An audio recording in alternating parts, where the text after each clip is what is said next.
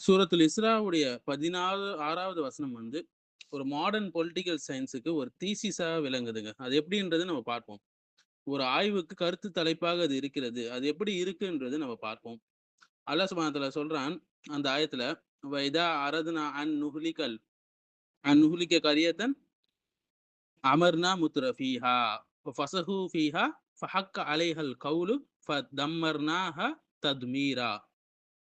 ஒரு ஊரை நாங்க அழிக்க நாடுனா, அதுல இருக்கக்கூடிய ஆடம்பரம் உள்ள உயர்வானவர்களுக்கு, அதாவது முத்ரஃபீன்களுக்கு அதிகாரத்த நம்ம குடுப்போம். அவங்க அதுல பாவத்துல ஆழ்ந்து அக்கிரமம் செய்வாங்க. அதன் விளைவாக தண்டனையுடைய தீர்ப்பு அந்த ஊருக்கு உறுதியாகிவிடும் என்று அல்லாஹ் சொல்றான். பின்னர் நாங்கள் வந்து அந்த சமுதாயத்தை முற்றிலும் அழித்து விடுவோம் என்று கூறுகிறான் அல்லாஹ் சுப்ஹானஹு வ தஆலா. இந்த 16வது வசனத்துடைய அரசியல் சமூக பரிமாணத்த நம்ம பார்ப்போங்க.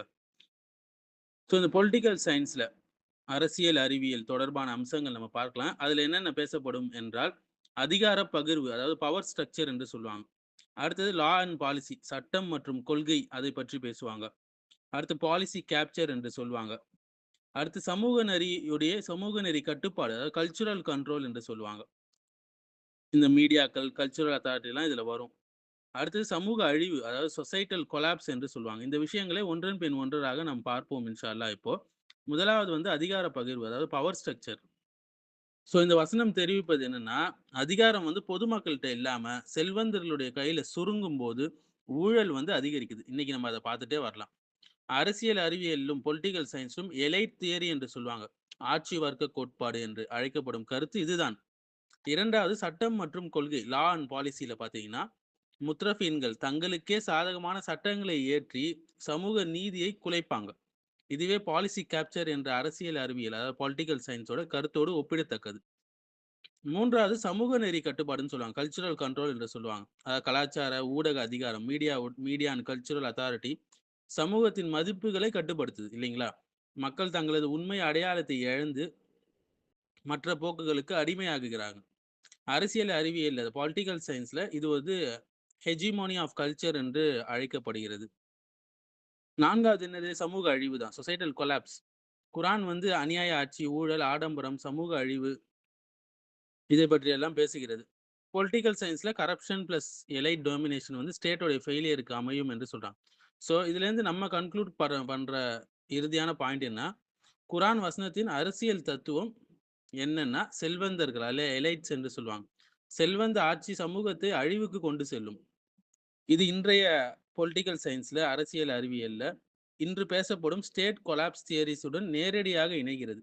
எனவே இந்த வசனம் வந்து அரசியல் அறிவியல் ஆய்வுக்கான வலுவான தீசிஸாக பயன்படக்கூடியதாக இருக்கு. சூரத்துல் இஸ்ராவுடைய 16வது வசனத்துடைய வெளிச்சத்துல இந்த எலைட்களின் ஆட்சி, செல்வந்தர்களின் ஆட்சியும், ஊழலான சமூகங்களின் அழிவும் குரானுடைய அரசியல் அறிவியல் சிந்தனையை பிரதிபலிக்கிறது. அல் குரானுடைய பார்வையில சுருக்கமாக சொல்லணும்னா, இந்த முத்ரஃபீன்கள், அதாவது செல்வந்த ஆடம்பர குழு வந்து அரசியல், பொருளாதார, கலாச்சார அதிகாரம் அவங்க கையில போய் சேருது. அவங்க வந்து ஊழல்கள், ஃபசாதுகள் செய்து தங்களுக்கு சாதகமான சட்டங்களை உருவாக்குவாங்க. சமூக நீதி குலையும். ஏழை பணக்காரனுக்கு இடைவெளி அதிகரிக்கும். மக்கள் மனங்கள்ல பகை, வெறுப்பு பரவக்கூடும். முடிவுல அந்த சமூகமே தன்னைத்தானே அழித்துக் கொள்கிறது இதனால. அப்போது அல்லாஹ்வுடைய தண்டனை உறுதியாகுது அந்த இடத்துல. அரசியல் அறிவியல் பார்வையில இந்த பொலிட்டிக்கல் சயன்ஸ்ல ஸ்டேட் கொலாப்ஸ் தியரிஸ் என்று சொல்லுவாங்க.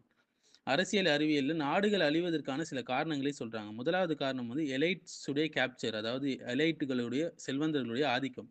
அரசியல் மற்றும் பொருளாதாரம் சிலருடைய கையில சிக்கிடுது. சட்டங்கள் வந்து பொதுமக்களுக்காக இல்ல, மாறாக ஆட்சி குழுவுக்கு மட்டுமே பயன்படும். 2வது கரப்ஷன் அண்ட் இன்ஜஸ்டிஸ் என்று சொல்லுவாங்க. ஊழல் மற்றும் அநீதி. பொது வளங்கள் கொள்ளையடிக்கப்படும். மக்கள் அரசில் நம்பிக்கை இழப்பாங்க இந்த நேரத்துல. 3வது எக்கனாமிக் இன்இக்வாலிட்டி ஏற்படும். அதாவது பொருளாதார சமநிலையின்மை ஏற்படும். பணக்காரர்கள் ரொம்ப பணக்காரர்களாக ஆவாங்க. ஏழைகள் மேலும் ஏழைகளாக ஆவாங்க. சமூகத்துல அமைதியின்மை ஏற்படும். அதாவது புரொட்டஸ்ட்கள், அதாவது போராட்டங்கள், ரயாட்ஸ் இது எல்லாமே அதிகரிக்கும். 4வது கல்ச்சுரல் மேனிபுலேஷன், அதாவது கலாச்சார கட்டுப்பாடு.